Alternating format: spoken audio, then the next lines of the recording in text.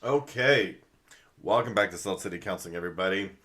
Once again, my name's Scott Carter. I'm a licensed therapist here in the hot, dry, and smoky state of Utah. Summer is overrated, man. It really is. It's too hot. The air quality's bad. All recreational areas are crowded. Summer's overrated. I'm sorry. I know people love summer. They love the sun. Summer's overrated. I'm not. Summer is my winter sometimes. But anyways, uh, I got another video today on healing narcissistic trauma. Okay, so this is the latest installment, and in this video, I'm going to talk about a certain technique or a certain skill that you can use. Really, it's about writing a letter. Now, I know that a lot of people immediately reject this one, like, "Whoa, nope, nope, nope," because they think that they're sending this letter to them or they're giving this letter to them. Not necessarily. It may result in that. Frankly, if the person that you're writing the letter to is truly narcissistic, including borderline personality disorder, then frankly, it's not going to be much use. It's not going to be. You're not going to get much good out of it. Uh, you're not really going to get any good outcomes from like giving them this letter. But I'm going to talk about the importance of like this is about changing your mindset. This is about like pushing through some discomfort. This is about like thinking things through, using this tool to think things through, expressing yourself honestly instead of just recoiling into that like that fear state where you just sort of in your little cocoon of fear and you just stay there and try to stay small. What I notice with people that have this type of trauma, they have a tendency to just want to stay small and withdrawn and don't notice me, don't look at me, don't say anything to me, leave me alone. The fear of conflict. That's going to likely be a video for another day. Honestly, is really people. It's like if you can get over your fear of conflict, and I say this all the time. If you can let go of your fear and in general of them and what they'll say and what they'll do, then they got nothing, right? Generally, if you give them your fear, you give them your power. But in this particular exercise is going to be a little bit different. It's just gonna help empower you. It's gonna help you see yourself and see the situation and see them in a different light or from a different perspective than typically maybe of what you've done, which is like again just that I don't want the conflict. I'm afraid. Just staying in that little cocoon of fear. And so I'm going to talk about this exercise. And once again, if anybody has any feedback on how theirs went, would love it if you leave it in the comment section below. That would be awesome for me as well as other people maybe trying to go through this process. Let me get some of that housekeeping out of the way first. Obviously, if you're new here, help me grow my channel, man. Hit the subscribe button, like, share, comment, notification. You know what to do. If you have a viewer question, you can put it in the comment section below. You can send me an email. I do my best to get to them, but not always. There are a couple from way back when that I still haven't gotten to. I probably will soon. I'm going through a professional transition right now. Initially, it looked like I was going back to private practice, and then there was a job I was pursuing, and then I realized that I was crazy for wanting this job because it would just stress me beyond all recognition, and the quality of my life would go down the crapper. So I'm going. So I'm as of now, I'm going back into private practice. I'm actually pretty excited about it. So I'm gonna have more time to kind of create content and pursue some of my own aspirations and some of my own ideas on what mental health should look like, man. So help me out, subscribe, share, all that stuff. If you really like my content, please hit the tip jar. For those of you who have already sent me some gratuity, thank you so much. It means a lot. It really means a lot. Okay, so let's get into this. So writing a letter, and I created this. I created my little thumbnail that's gonna go along with this video. Probably is not very professional of me, and I'll explain it a little bit. And I'm not necessarily saying like you should that certain people are abusive jerks and we should call them that or we should label them that. It's really just intended to be a mental exercise for you to be able to put some things into a different context and use a different language. If you use a different language, you're going to have different thought content. Okay, so writing a letter to someone can be very, very cathartic. Now, what is catharsis? Catharsis is basically the release of emotions, right? It's like if you have all these emotions pent up, it provides this gush. This is why like music is really therapeutic.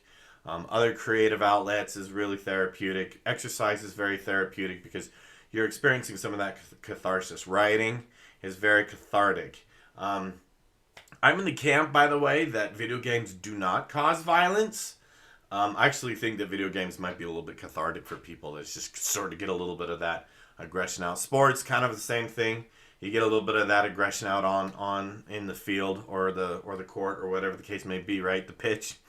Maybe you play your sport on a pitch. I don't even know what sports are on a pitch, but I know it's a thing. That's catharsis, right? And this letter writing process is intended to be a cathartic process of just of that letting that emotion out, letting it go, and moving it through. Okay, and so first of all, it's just really intended for you to get through that. Like a lot of people that deal and struggle with these issues, they have a lot of these mental and emotional roadblocks. Frankly, they're a little bit mentally and emotionally constipated. They really are. It's like they've got this blockage. So this exercise is supposed to help with that blockage, okay?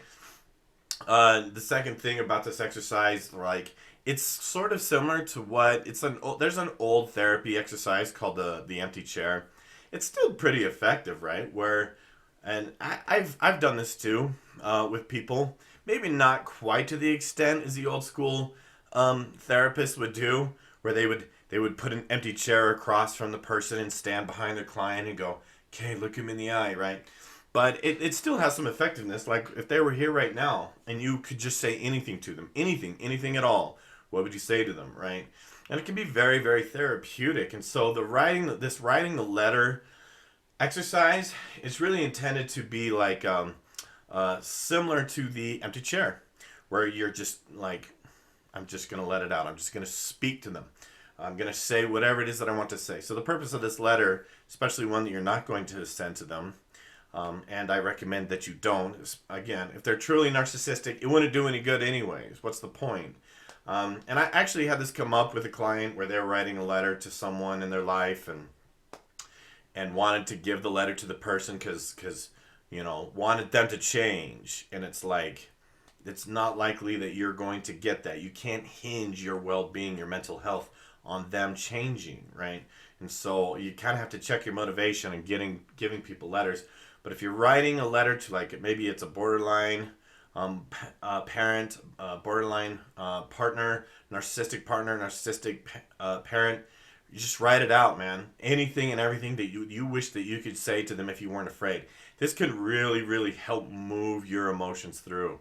Help you overcome that fear, right? You're not gonna send it to them, and you can write it out, you can type it out, do whatever. It could be really therapeutic to even like put it on pen and paper and burn the stupid thing, so that because there are a lot of people like, well, what if they find it? It's like, well, burn it. You can't find it if it's burned. And the burning process, there's kind of a spiritual significance to kind of the burning process too, by the way, where it's sort of the phoenix type thing, from the ashes, right? And so really, when you're writing this letter, you're going to want to express yourself and say everything that you've ever wanted and need to say to this person.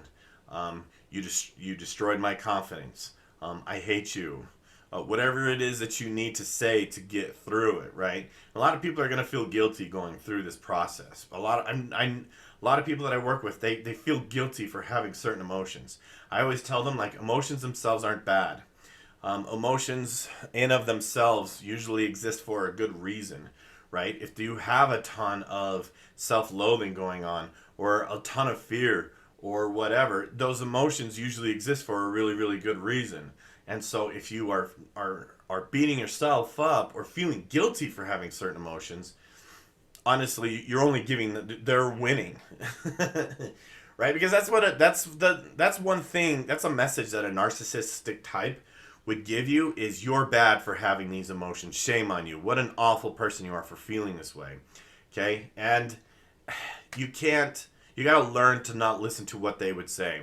And as an exercise in the future that I might do a video on, you might want to write down, right? Like, what would they say? And is this true? Do I agree with this? Is this factual, or is this just manipulation? And that's just a different exercise in using your cognition and your thinking to, just frame it in an appropriate and effective and healthy manner. So anyways, there's lots of purposes to writing this letter. Let it go. Let it fly. Just let it all out. And there might be multiple versions. You may do several of them. And that's okay. Do as many as you need to do. If you do this exercise and you like it, and you find it to be really, really, really therapeutic, it's okay to do multiple versions of it and do it or do it several times. Okay. So again, I would love to hear people's experiences. So maybe let me know how that goes in the comment section below. Thank you for watching. Don't forget to subscribe if you haven't already. See you in the next one.